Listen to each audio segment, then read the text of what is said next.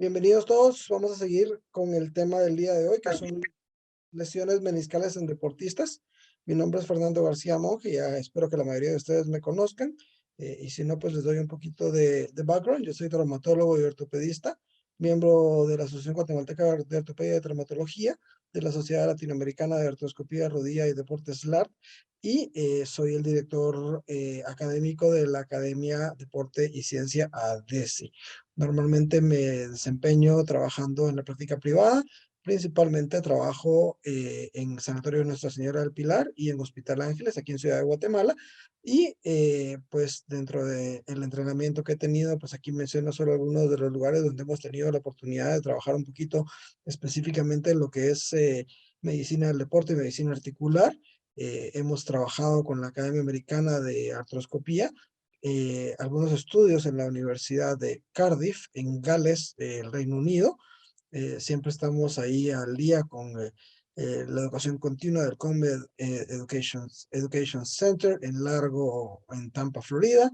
Y hemos tenido también algunas experiencias de aprendizaje con la gente del Club Pachuca en el SEMA FIFA Medical Centro Médico de Excelencia en la ciudad de Pachuca, en el estado de Hidalgo, México.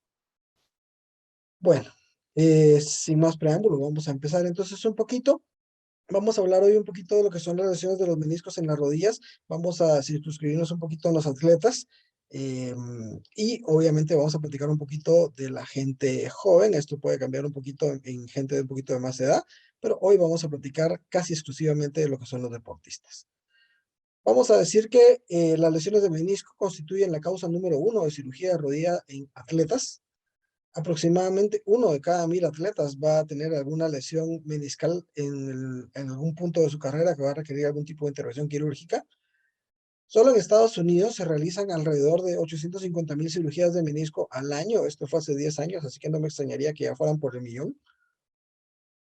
Es una lesión, a diferencia de la lesión del ligamento cruzado anterior, que es mucho más común en mujeres, las lesiones de menisco son de 2 a 4 veces más comunes en hombres. El menisco medial va a ser el más afectado. En un momento vamos a ver por qué. Hay dos meniscos, el lateral y el medial.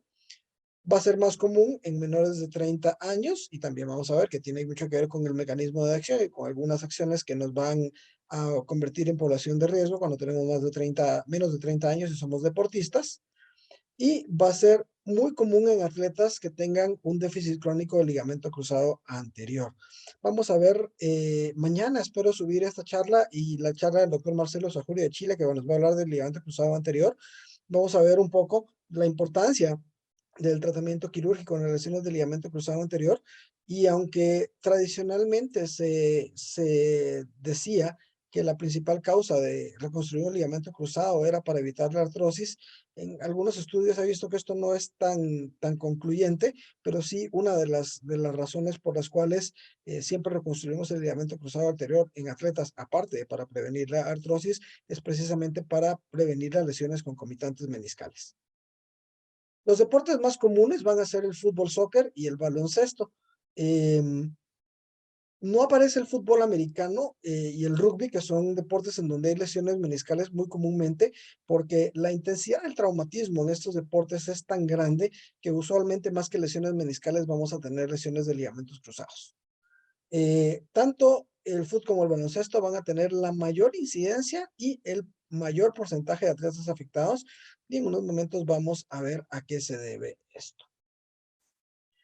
Hablemos un poquito del menisco y sus funciones, porque hasta hace 60 años se creía que los meniscos eran apéndices, vestigios de cartílago y que no tenían mayor función. Y hace 60, 80 años, la resección total de los meniscos era la cirugía de elección cuando un paciente tenía algún tipo de molestia articular. Generalmente se hacían artrotomías, grandes heridas en las rodillas para hacer exploraciones. Y cuando se miraban que los meniscos estaban rotos, pues se hacían resecciones radicales totales de los mismos. Acá vemos en esta imagen la forma del menisco y vemos que dependiendo del área donde está el menisco, las fibras que forman el menisco van a tener diferentes formas, y esto se debe a que dependiendo de cada lugar del menisco van a haber diferentes funciones. La primera función va a ser la congruencia articular. Si nosotros vemos una imagen de la rodilla, que en un momento la vamos a ver que los cóndilos femorales o la parte del fémur que forma la rodilla va a ser redonda, mientras que la parte de la tibia va a ser plana. Quizás la comparación que más comúnmente utilizamos en el día a día con los pacientes es que los meniscos van a tener una función como de empaques, que van a dar congruencia a la articulación, y esto va a ayudar a la estabilidad de la misma. Recordemos, ya habíamos platicado en la plática de la epidemiología de las lesiones en deportistas, que la inestabilidad articular es algo que debemos prevenir y conservar a toda costa para evitar desgaste y finales prematuros de carreras en los atletas. Además de dar congruencia articular, van a actuar como shocks, van a absorber y a distribuir las cargas. Para que nos hagamos una idea, el menisco va a tener una consistencia intermedia entre la gelatina y el caucho.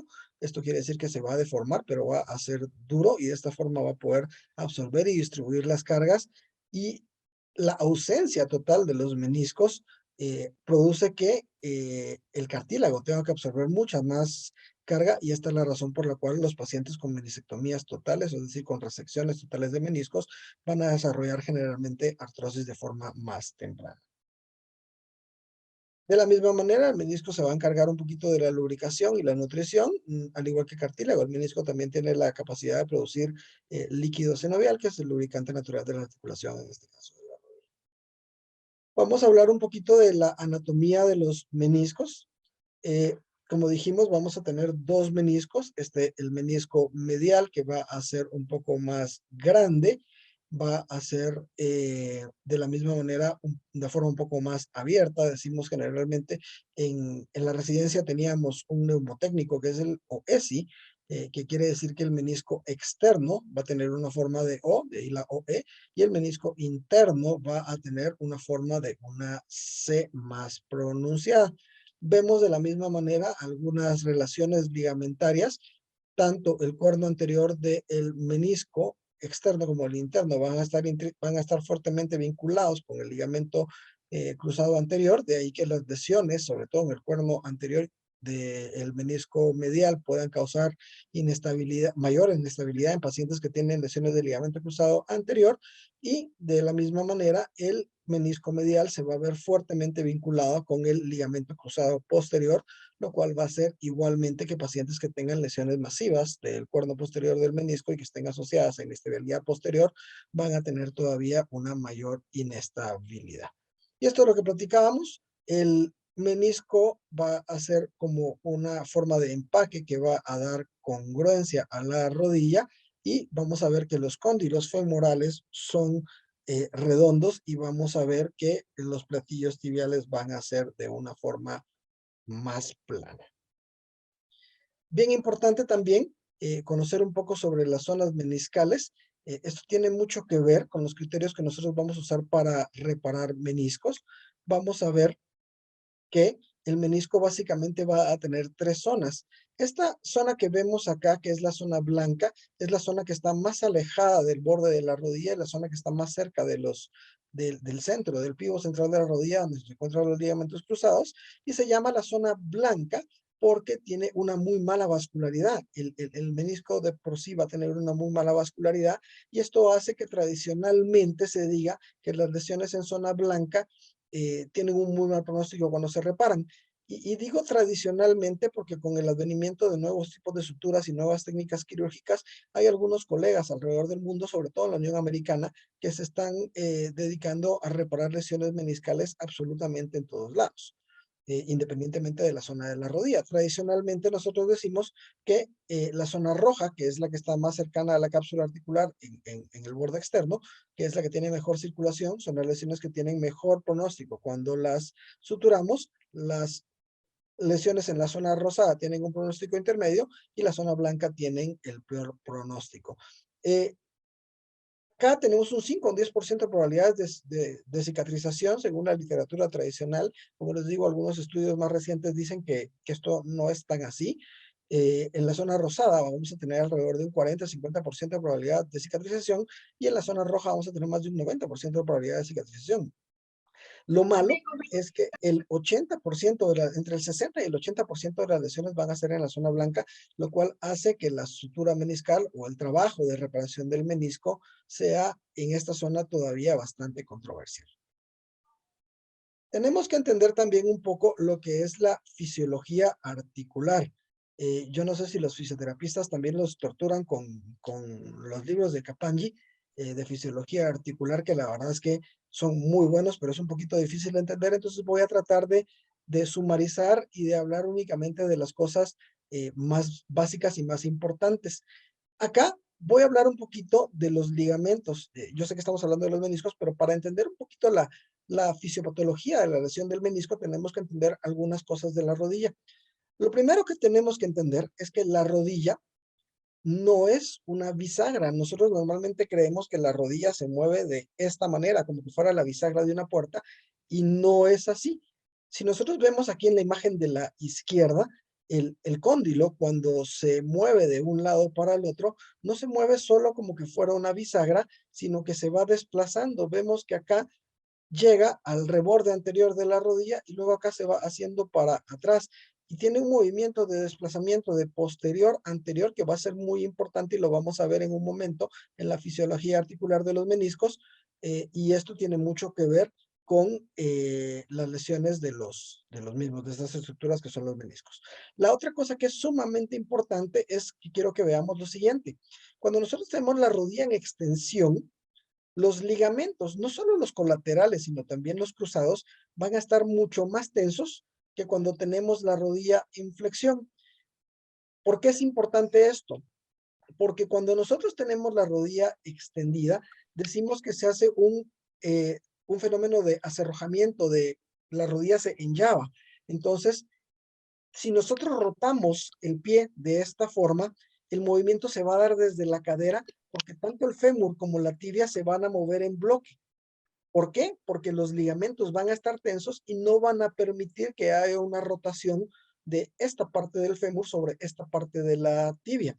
Sin embargo, cuando flexionamos la rodilla, resulta que los ligamentos se van a relajar y esto va a producir que hacer la misma rotación del pie, pero con la rodilla flexionada, implique una rotación del fémur sobre el menisco. Y esto es sumamente importante para entender la fisiopatología de cómo vamos a llegar a una lesión meniscal.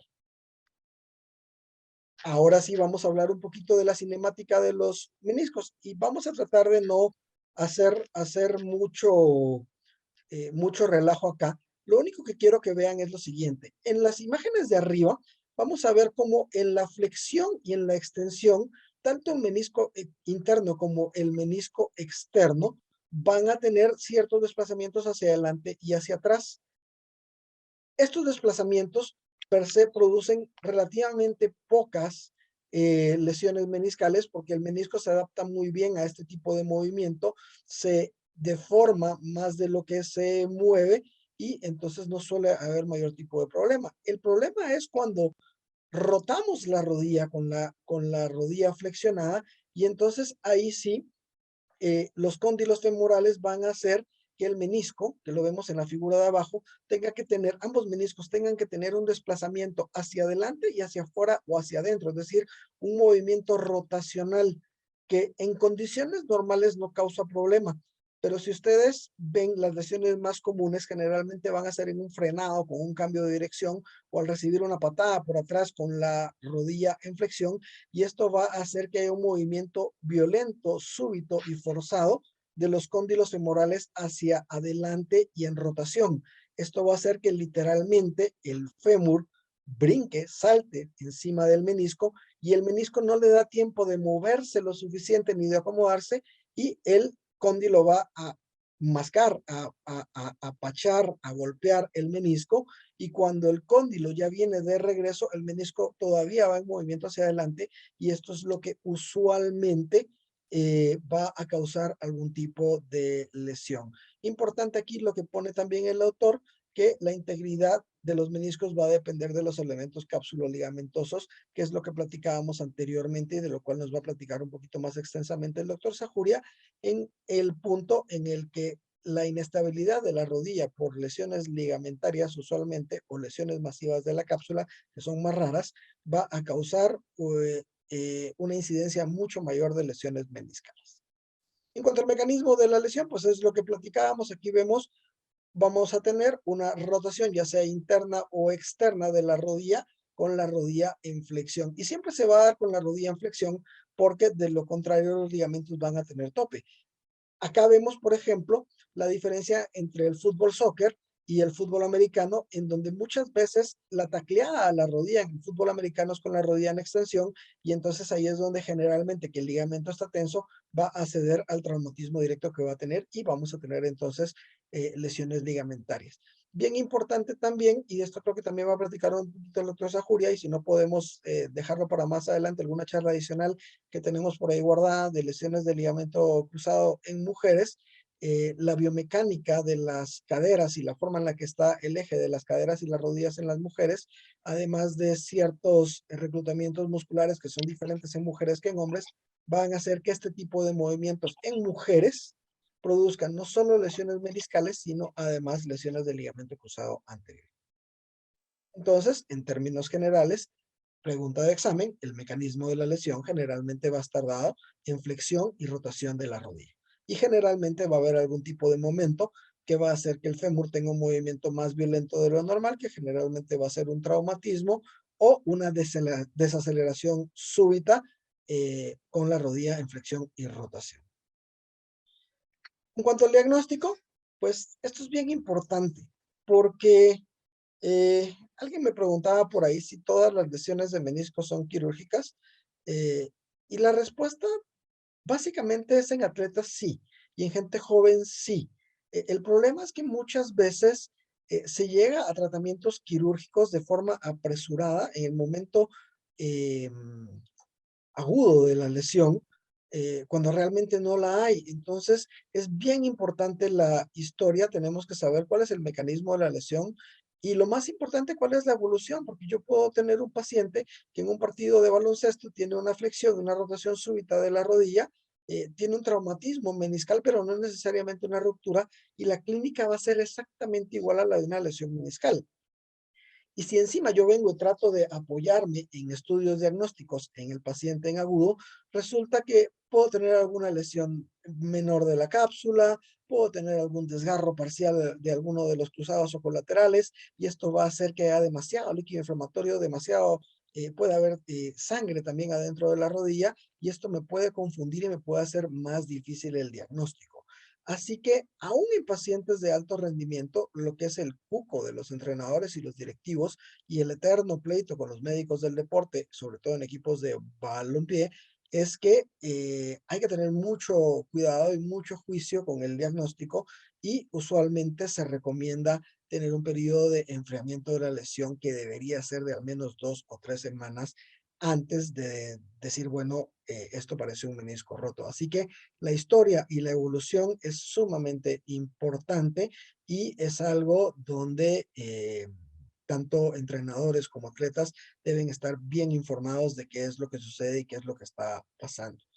Hay un argumento de algunos colegas cuando tienen pacientes en agudo con sospechas de lesión meniscal, y es que dicen que después de este periodo de enfriamiento, el paciente, la sintomatología va a disminuir significativamente, pero no va a desaparecer por completo. Entonces, sobre todo el atleta de fin de semana decide que como ya mejoró considerablemente, ya no hay que hacer nada al respecto. Es bien importante desde el momento número uno explicarle al paciente que si la sintomatología persiste más allá de 2 o 3 semanas, y por sintomatología generalmente hablamos de chasquidos, bloqueos o disconfort en la rodilla, sobre todo en movimientos de rotación o en cambios de dirección, va a ser menester hacer algún estudio de imagen, y esta rodilla no se debe dejar al tiempo. El paciente generalmente nos va a mencionar esto: chasquidos, bloqueos, la rodilla truena, se traba.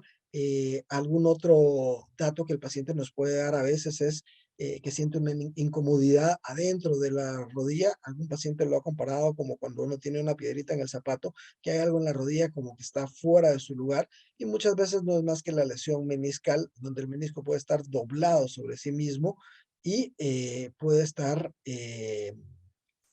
atrapado, y generalmente esto va a causar una imposibilidad de una extensión absoluta de la rodilla, lo cual es bien importante explicarle al paciente que si la sintomatología disminuye, pero no puede haber hay esta sensación y no puede haber una extensión completa de la rodilla de manera activa o pasiva, pues generalmente vamos a terminar en algún tipo de estudio.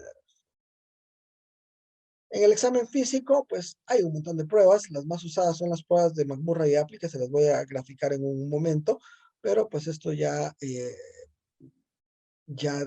es un poquito más examen de gabinete, perdón, cuestiones de evaluación en la oficina, y generalmente van a correr a cargo del ortopedista o el traumatólogo que está a cargo del paciente.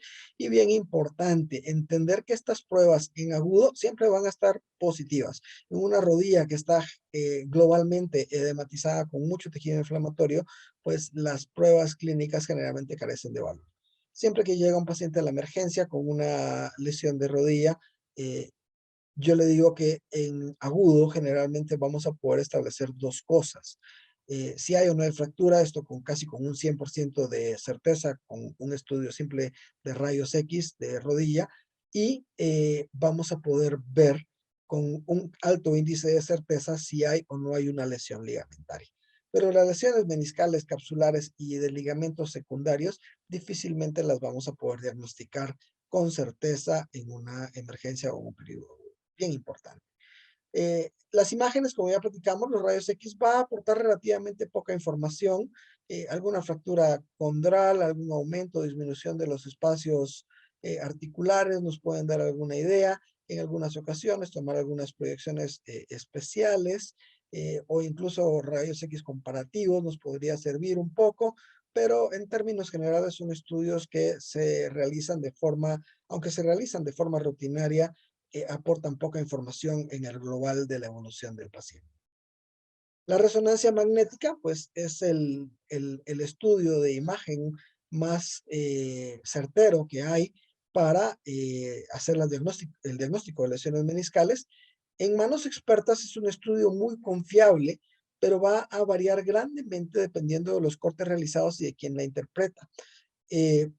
Algunos tanto en hombro como en rodilla, algunas lesiones necesitan cortes con ciertos grados de angulación, algunos cortes oblicuos especiales.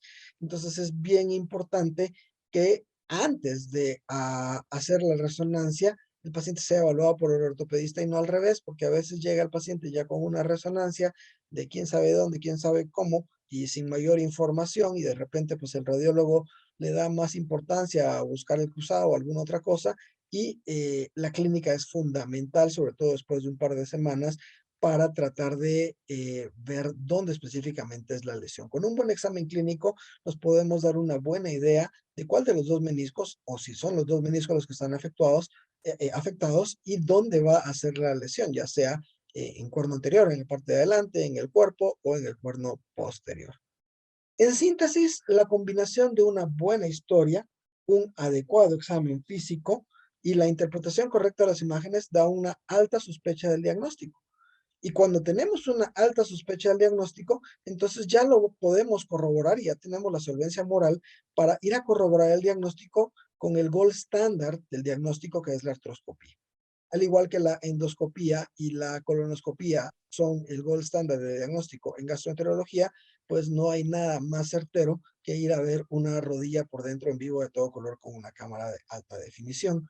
Yo siempre les digo a mis pacientes que una resonancia magnética viene a ser como ver una película de Charles Chaplin del siglo pasado, en donde va a estar en blanco y negro, borroso. Vamos a darnos una buena idea de qué está pasando, pero no vamos a tener una alta definición. Y definitivamente, pues ya meter el artroscopio, ir a ver esa rodilla por dentro, va a ser el equivalente a ir a ver los Avengers en alta definición. Las pruebas clínicas, pues vamos a hablar de las dos más comunes. La prueba de McMurray, vamos a rotar y flexionar de forma forzada la rodilla, y cuando hacemos esto generalmente va a haber un chasquido. Hay dolor en la interlínea articular, y generalmente con este movimiento forzado todavía hacemos una extensión de la rodilla, y generalmente al terminar la extensión vamos a poder ver que el paciente va a presentar bastante dolor o una fuerte sensación de aprensión o un chasquido, dependiendo del punto de rotación en el que se vaya a dar la molestia o el dolor, pues ya nos podemos hacer una idea de de qué parte, qué porción del menisco está afectada, y dependiendo si la prueba se realiza en rotación externa o rotación interna, pues nos vamos a dar una idea de cuál es el menisco afectado. La otra prueba es el test de Apley, que vamos a realizarlo con el paciente boca abajo. Vamos a doblar la rodilla, y el test de Apley se utiliza para dos cosas: para evaluar ligamentos colaterales y para evaluar los meniscos. Hacemos una rotación interna y externa del pie, y primero con la mano en el muslo, vamos a jalar el pie hacia arriba y vamos a hacer las rotaciones. Y cuando lo hacemos jalando, estamos descomprimiendo los meniscos, pero estamos elongando los ligamentos colaterales. Si el paciente tiene dolor marcado a la rotación con distracción, es decir, jalando el pie, lo más probable es que haya alguna lesión de ligamentos colaterales. Si por el contrario apachamos, es decir, bajamos el pie para que el fémur y la tibia apachen el menisco, y hacemos la rotación y tenemos algún tipo de dolor, igualmente vamos a sospechar una lesión meniscal. Al igual que con el test de McMurray, podemos hacerlo a 90 grados, podemos darle un poquito más de flexión y repetir la maniobra, o con un poco menos de flexión para tratar de buscar lesiones, ya sea en cuernos anteriores o cuernos posteriores. Bueno, ya establecimos que tenemos un menisco roto. Pues esto es un poco más de cuestión para fines quirúrgicos, pero para que nos demos una idea, el menisco se puede romper de muchas formas. En algunas ocasiones puede haber una lesión intrasustancia, esto es decir, el menisco va a estar bien en la superficie articular. Aquí no se grafica bien, pero aquí deberíamos verlo en la superficie articular bien, y el menisco está roto ya sea por dentro o en la parte del menisco que comunica con la tibia. Estas van a ser lesiones grado 1 o grado 2 en la clasificación de la resonancia magnética, y estas lesiones en términos generales no suelen ser quirúrgicas, y únicamente se debe observar al paciente para ver su evolución, y si hay una mejoría no hacer nada, aunque en ocasiones el paciente puede regresar al deporte y puede terminar de romper el menisco, por lo mismo que platicábamos, que a veces las lesiones en zona blanca no suelen ser muy buenas para cicatrizar. Luego tenemos algunos tipos de rupturas: la ruptura radial, la ruptura horizontal, que en esencia va a ser lo mismo que la última, que es una ruptura en asa de balde, que son las rupturas, tanto esta como el flap y la ruptura compleja, son las que más problemas nos van a dar, porque el menisco puede voltearse, o en el caso del asa de cubo, el menisco puede atrapar el cóndilo femoral, y esto va a hacer que haya un bloqueo de la rodilla. Algunos pacientes que tienen rupturas de meniscos, que no quieren operarse y que tienen alguna pequeña ruptura horizontal, generalmente sucede en un alto porcentaje de los casos que en un partido, en un salto, en una caída, terminan de romper el menisco con una nueva flexión y rotación. La parte del menisco, esta parte del menisco que está acá, va a causar un atrapamiento del cóndilo femoral, y usualmente el paciente va a bloquear una rodilla, es decir, la tiene flexionada y no la va a poder extender. Esta es una de las pocas ocasiones en las cuales una lesión meniscal puede, con un alto grado de certeza, ser considerada como tal, aún en agudo, y ser llevada a sala de operaciones para realizar una artroscopia. El tratamiento: ya vamos adentrándonos, ya tenemos el diagnóstico, ya tenemos una historia, ya encontramos artroscópicamente qué tipo de lesión tenemos, y entonces vamos a ver que básicamente hay tres cosas que hacemos rutinariamente con el artroscopio. Lo primero, pues, platicábamos antes, perdón, el manejo conservador. A veces un periodo de manejo conservador puede alejarnos o acercarnos del diagnóstico, esto ya lo habíamos platicado.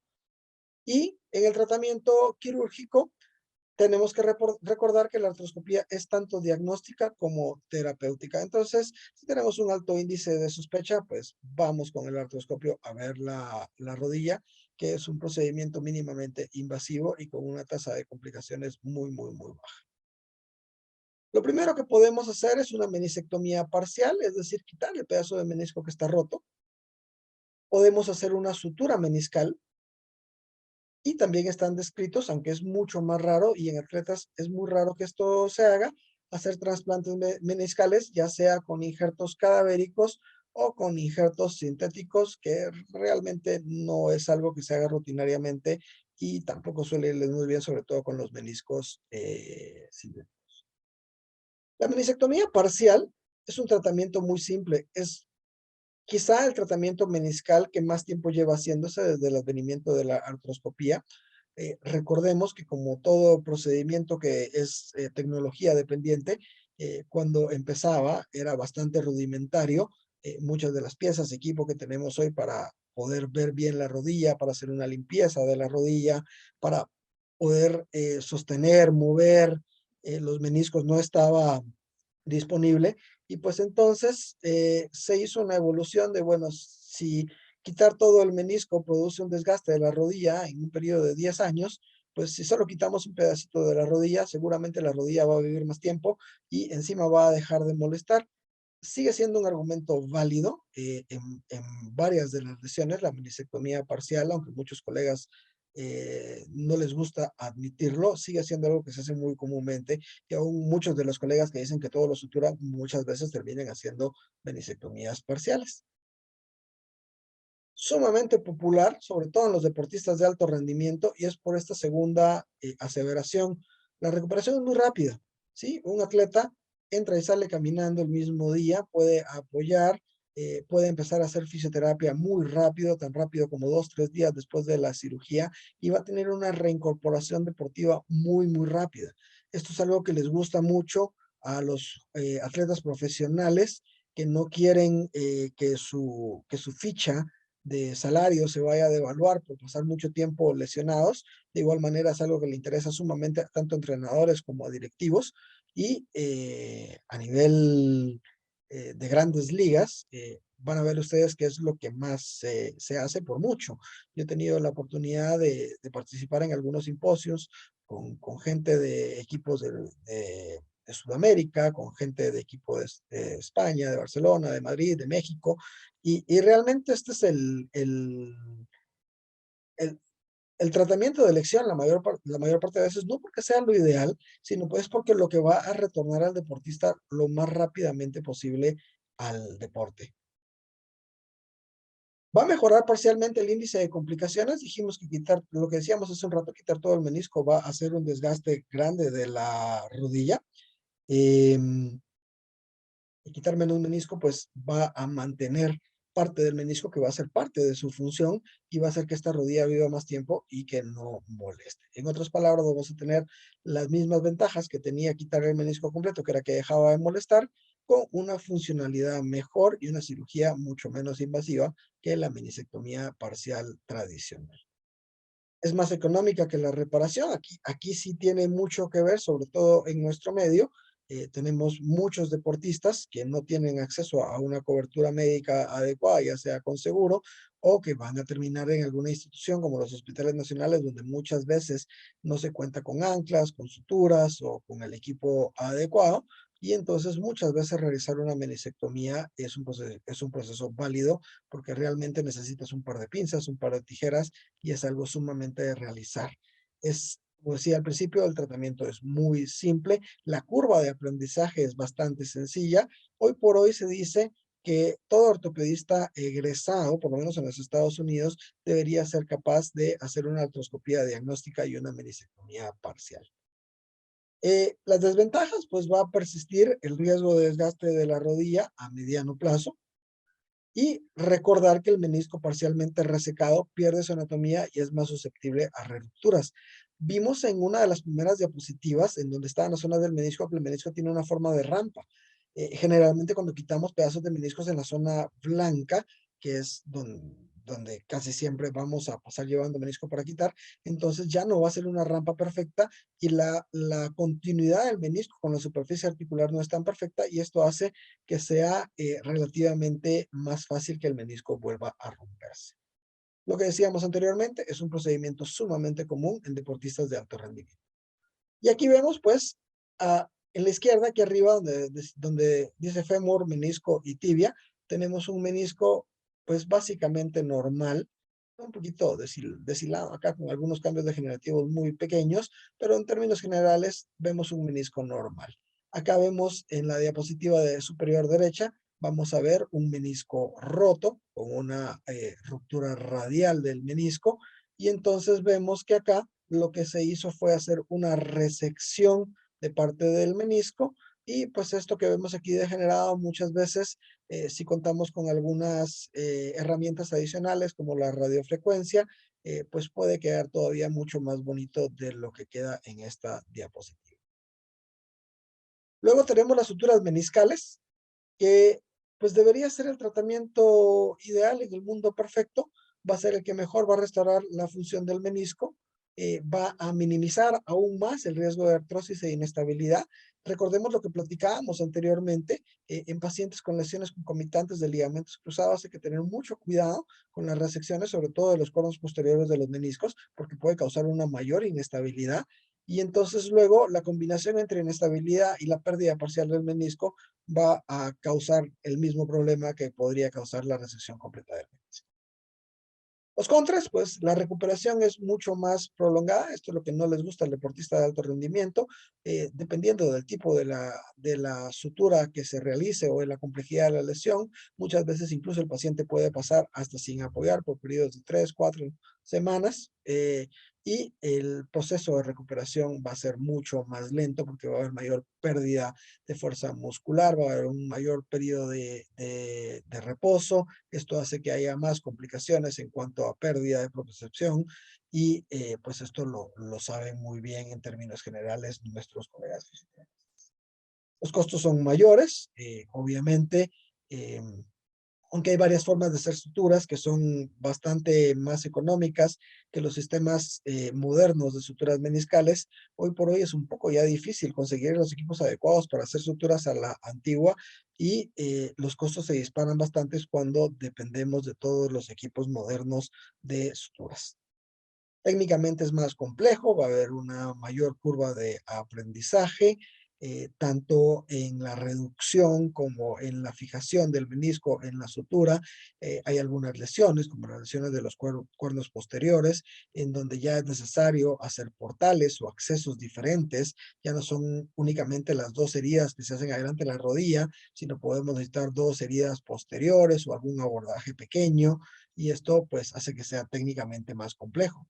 Depende en gran parte de la complejidad y la localización de la lesión, y pues pueden haber algunas complicaciones transoperatorias en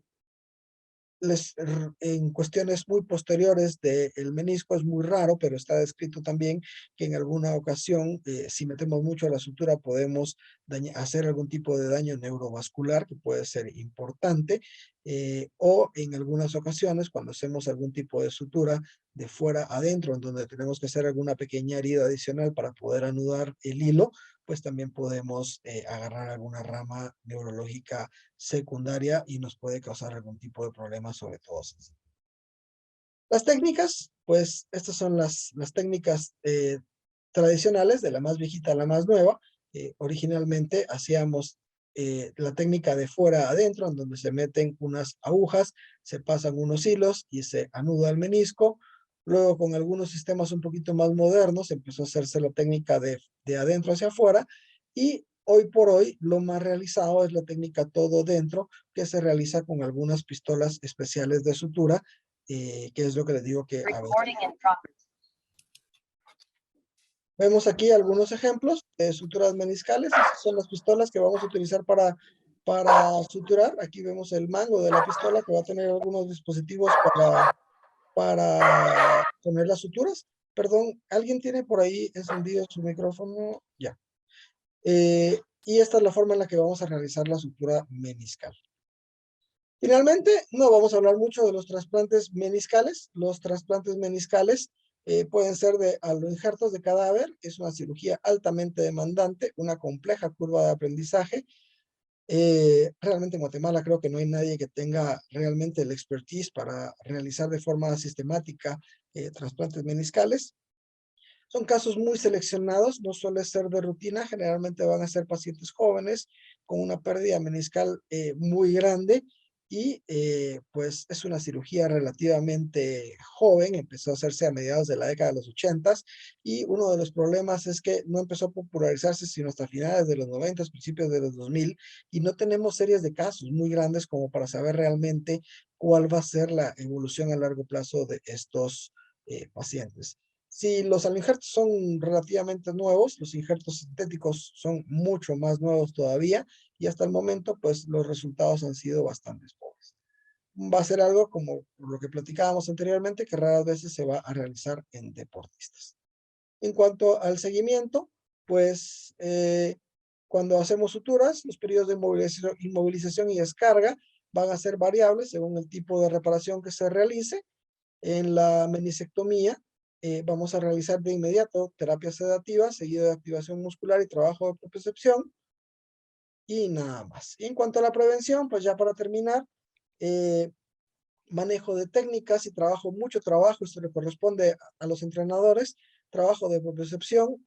Muchas de las lesiones van a darse generalmente en deportistas de menor experiencia, y esto muchas veces tiene que ver con el trabajo de propiocepción. Fortalecimiento muscular, evaluar el terreno de juego. Muchas veces un mal terreno de juego va a ser la principal causa de las lesiones. El uso de compresivos en déficit de propiocepción por lesiones. Esto ya habíamos platicado un poquito en la charla de las lesiones deportivas. Y pues nada más, esto es lo que les tenía preparado. Muchas gracias. Paco, no sé si hay alguna pregunta por ahí para que podamos platicar un poco.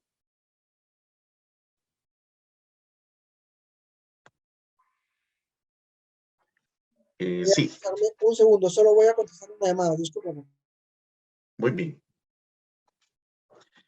Si tienen alguna pregunta, los que ingresaron directamente a Zoom, la pueden escribir en el chat para poderla hacer con el doctor Fernando.